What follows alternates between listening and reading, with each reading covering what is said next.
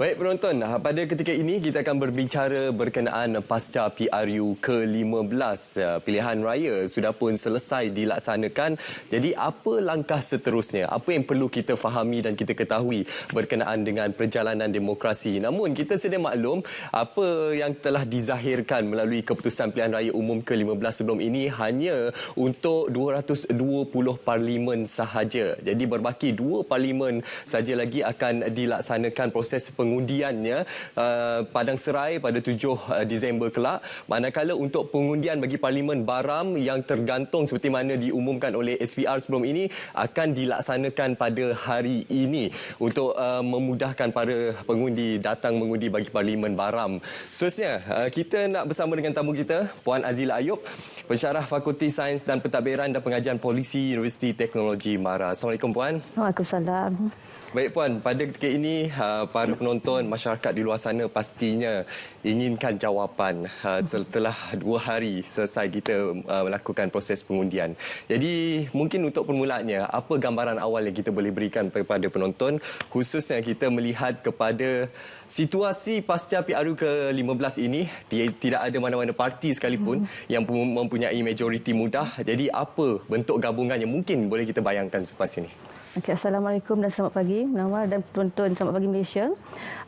Untuk pertama sekali, kali ini keputusan pilihan raya sangat, kita boleh katakan unik dan sangat mendebarkan kerana pada PRU 14 walaupun ialah satu kita definisikan sebagai Malaysia baharu, tetapi kita dah ada keputusan yang jelas siapakah yang memenangi majoriti mudah untuk kerusi di parlimen dan juga boleh membentuk kerajaan.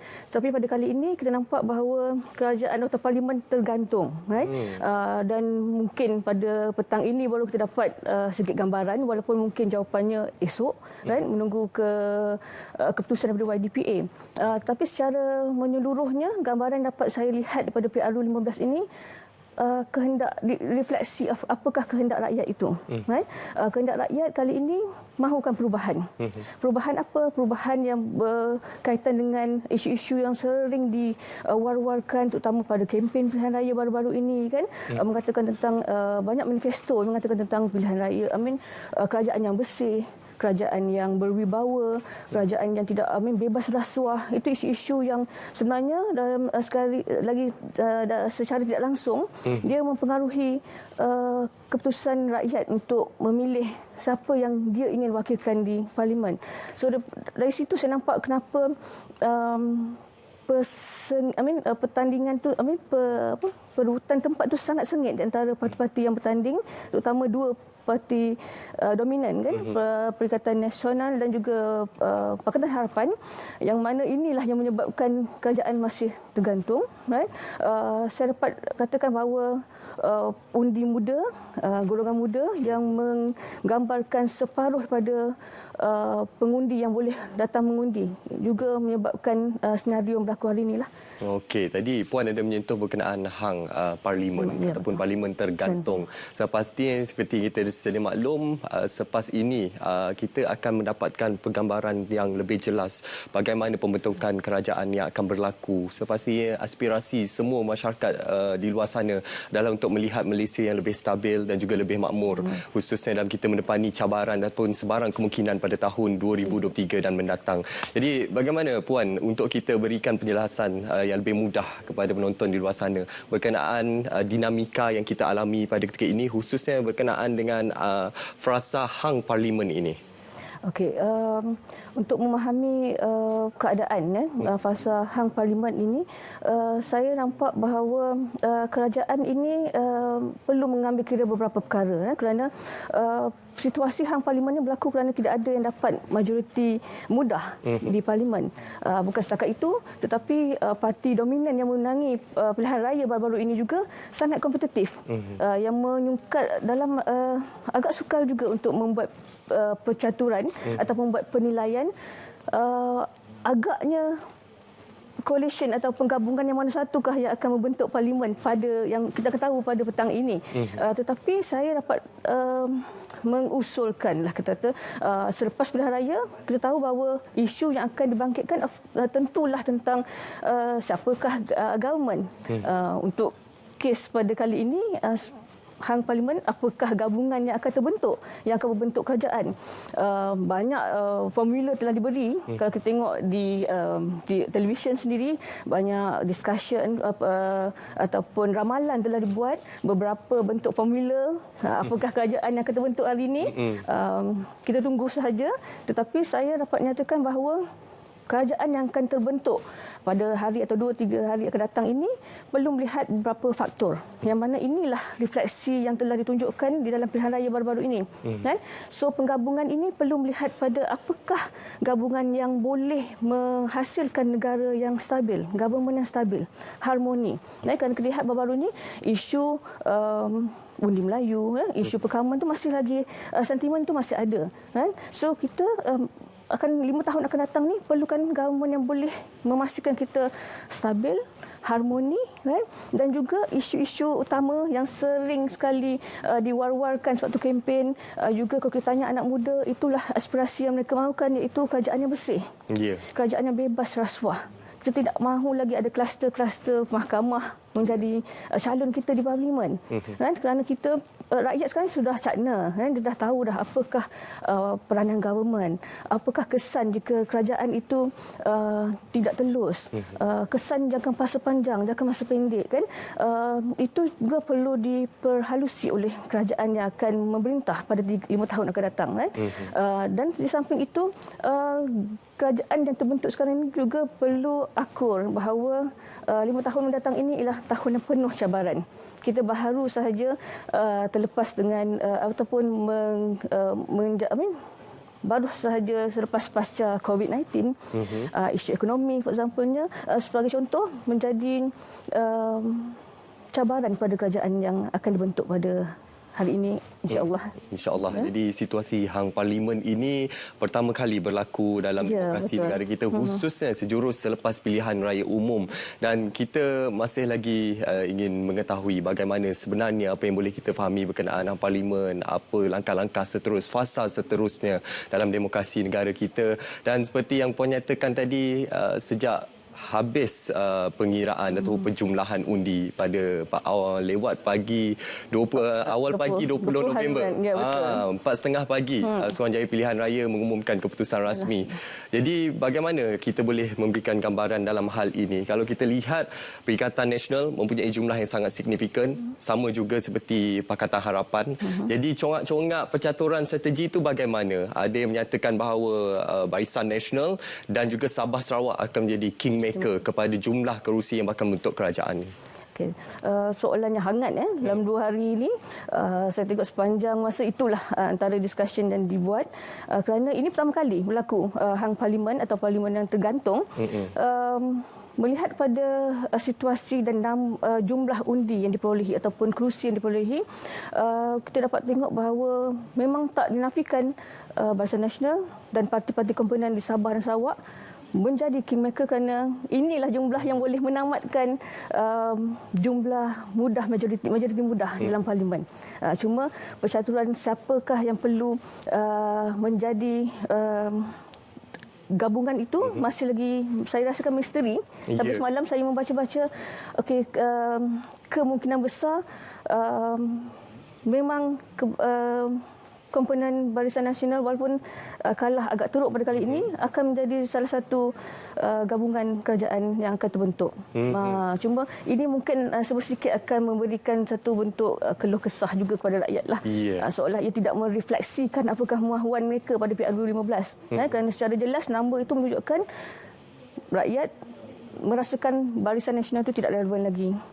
Kerana itu mereka memerlukan satu bentuk kepimpinan yang baru. Dan gabungan ni saya rasakan memang satu isu yang sangat kompleks, saya katakan, dalam masa terdekat inilah. Okey, itu yang akan kita perhalusi pasti untuk kita memahami detik masa sebelum menjelang 2 petang ini. Pastinya pelbagai perkara yang pastinya akan berlaku.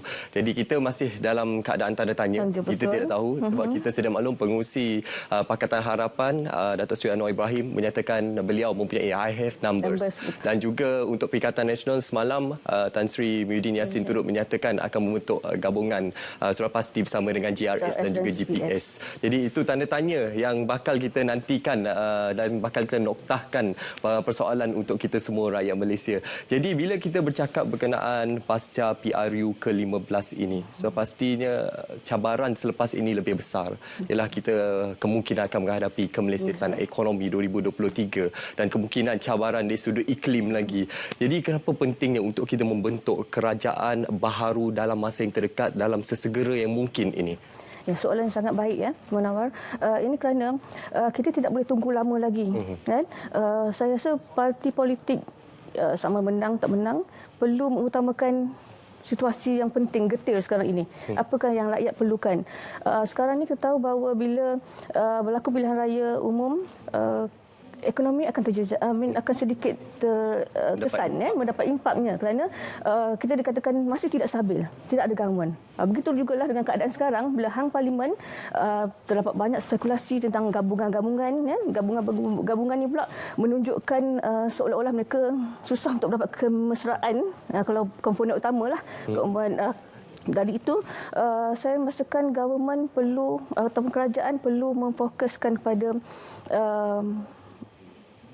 kemahuan rakyat, kestabilan ekonomi. Ya, kerana kalau terlampau mengikut apakah perdebatan politik ataupun pandangan politik, orang luar melihat apa yang berlaku di Malaysia. Dari segi itu, saya merasakan kerajaan perlu untuk memastikan kabinet dibentuk dengan segera. Dan bila cakap tentang kabinet, tentunya rakyat... Soalan kabinet ni, adakah kabinet selepas ini akan dikecilkan ataupun sebaliknya? Bagaimana pandangannya? Pandangan saya melihat pada gabungan yang kemungkinan yang ada. Dia ada dua impak lah daripada gabungan ini. Kalau ikut dari segi teori, kita panggil untuk membalas membalas jasa atas kepercayaan, kadang-kadang membolehkan sesuatu kabinet menjadi besar. Tapi mengikut pada keperluan semasa, saya merasakan kerajaan perlu memikirkan kabinet yang memenuhi keperluan negara pada ketika ini. Iaitu yang tidak terlampau besarlah, seperti sebelum ini, yang seringkali dimomokkan oleh rakyat sebagai satu bentuk pembaziran, kerana parlimen yang besar ni sudah tentunya memerlukan kos yang tinggi, dari segi kos pentadbiran dan dari segi koordinasi kerja di kalangan kabinet, menteri kabinet dan juga penjawat awam. Dari segi itu, kabinet ini perlu difikirkan secara menyeluruh, secara halus, dengan memikirkan bukan setakat jumlah kabinet besar atau kecil, tetapi pemilihan ahli kabinet itu sendiri. Kerana rakyat sekarang ingat, mereka dah tahu dah hak mereka, kuasa mereka sebagai rakyat.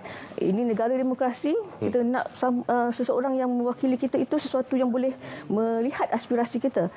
Oleh itu, calon-calon parlimen, senat yang ataupun calon kabinet yang mempunyai wibawa, kebolehan, merit, itu adalah sesuatu yang perlu ditonjolkan oleh kerajaan baharu ini untuk memastikan kepercayaan rakyat itu dibalikkan semula kepada rakyat. Menyentuh berkenaan kestabilan politik ini demi kebaikan kita bersama secara keseluruhannya, bagaimana kita perlu sampaikan kepada wakil-wakil rakyat, parti-parti yang bertanding dalam PRU ke-15 ini, walaupun kalah, namun itu tidak memberi makna bahawa kita perlu menggadaikan negara. Tapi sebaliknya, kita perlu berjiwa besar untuk kita bersama-sama bersatu hati walaupun di blok pembangkang, untuk kita menghentikan kemelut politik yang berpanjangan dan berterusan, Puan. Ya, saya secara menyeluruhnya boleh mengatakan bahawa inilah masanya. Ini masanya. Kita telah berpengalaman sebelum ini. Kita termasuk rakyat negara, berapa kali berubah kerajaan. Benda ini sebenarnya, perkara ini mempengaruhi banyak aspek, sosial, politik dan ekonomi. So kita tak nak benda ini berlaku di dalam situasi yang kerajaan sangat terdedah dengan pelbagai kemungkinan. Seperti 2023, kita risau akan kemelesatan ekonomi. Jika kita tidak memperhalusi ataupun menaikkan isu tentang kestabilan, perpaduan, kemungkinan besar isu ekonomi seperti macam mana pelabur asing melihat negara kita, kan, situasi ini sebenarnya mahu besar atau tidak memang mempengaruhi ekonomi negara. Dan kerana itulah kestabilan ekonomi ini sangat penting. Okey, itu yang kita dapatkan untuk gambaran awal kepada anda berkenaan dengan perjalanan demokrasi negara pasca PRU ke-15 ini. Terima kasih saya ucapkan kepada Puan Azila Ayub, pensyarah Fakulti Sains dan Pentadbiran dan pengajar polisi Universiti Teknologi Mara. Terima kasih Puan. Sama-sama. Baik penonton, kita pada ketika ini akan terus sahaja bersama dengan sahabat penyampai kita di Maps Malaysia untuk kita mengetahui perkembangan cuaca di seluruh negara sepanjang hari ini.